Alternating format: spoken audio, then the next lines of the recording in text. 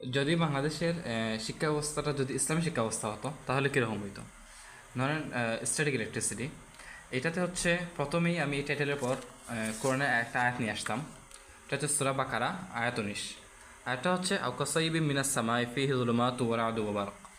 অর্থাৎ হচ্ছে যে যখন মুনাফিকরা যখন রাস্তায় হাঁটতো, যখন দেখতো যে অনেক অন্ধকার এবং ভারী বৃষ্টি বর্ষণ হচ্ছে, সাথে সাথে কি বজ্রপাত হচ্ছে, থান্ডার, তখন ইয়াজআলুনা আসাবিআহুম ফি আযানিহিম মিনাস সাওয়াইক হাযারাল মাউত, তখন তাদের দুইটা আঙ্গুল তাদের কানের ভিতরে ঢুকে নিত।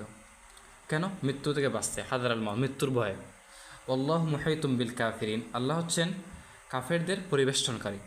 তাহলে এই আয়াতটা নিয়ে আসতাম এবং এই আয়াতের মধ্যে একটা শব্দ আছে ওয়ারাদু ওয়া বারক, থান্ডার অ্যান্ড লাইটনিং মানে হচ্ছে এটা হচ্ছে বজ্রপাত। লাইটনিং মানে বজ্রপাত। এই বজ্রপাতের মধ্যে হচ্ছে আমরা